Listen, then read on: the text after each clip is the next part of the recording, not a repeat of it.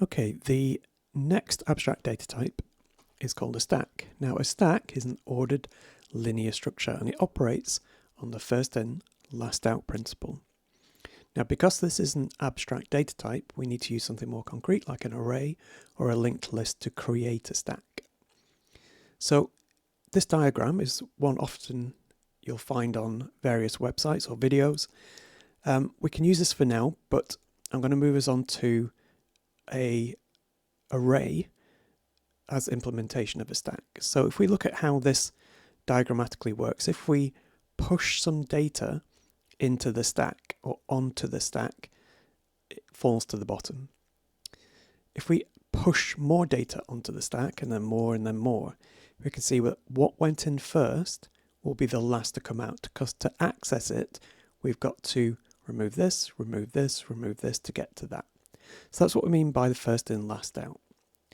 Now, the reason I don't like using this as the sole diagram or visual for stacks is that this word remove doesn't actually happen. So nothing is actually removed from the stack. The pop function essentially moves a pointer. So instead of actually pulling out this, we just refer to the second thing in the stack as now the head or the top of the stack.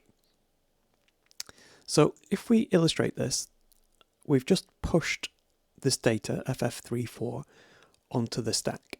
Remember, this is an array that's behaving or providing the structure for a stack.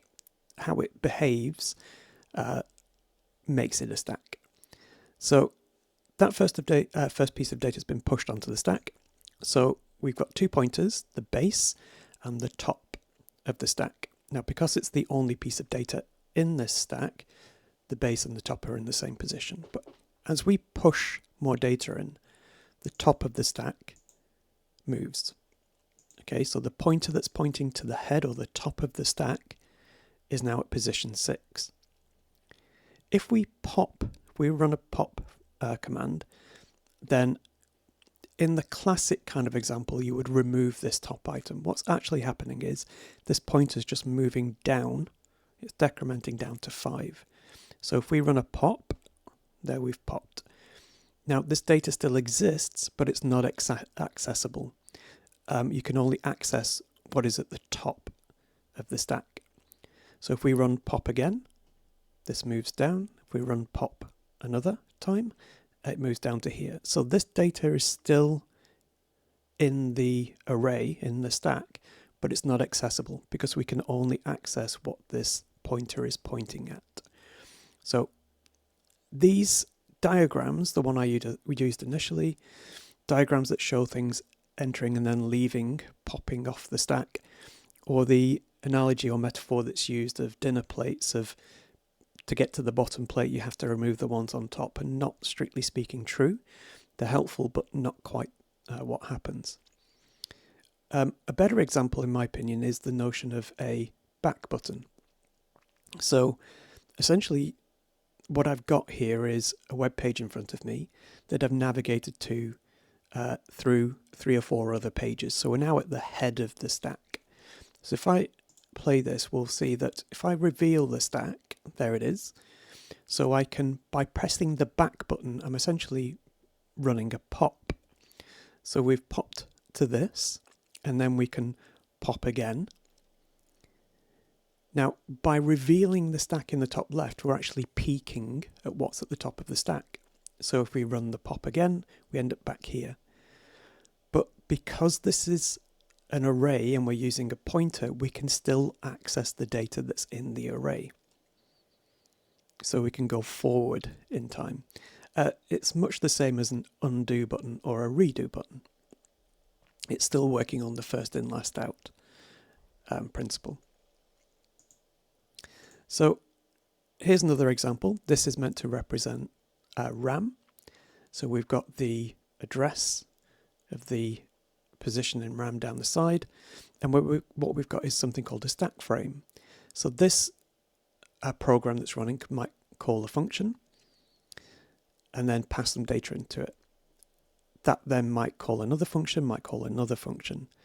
So at any one time you might have multiple stacks, and so this would be the head of the stack, that would be the base of the stack, head, base. And so as this function returns data to the function that called it, it's essentially popping off or moving the pointer back down the stack. Now in this example, we're looking at a function. We can look at how a stack can allow us to use a recursive function. So this factorial function, we're going to start it off with the value 3, and then it's going to call itself with 2, and then it'll call itself with 1, then it'll call itself with 0, and essentially as we move through we will build up a stack. So if we call or we run the function factorial with the value 3, so if we do that, we end up with this. So we've pushed onto the stack the first instance of this factorial function. So as before, this is now the top and the base of the stack. So if we actually pass that argument into the function, it checks if it's 3, it's not. So it continues. And so it's going to return 3 multiplied by, but then we're calling factorial again. So this is the first recursion. So we call factorial again with 3 minus 1, so factorial 2. So we push that onto the stack.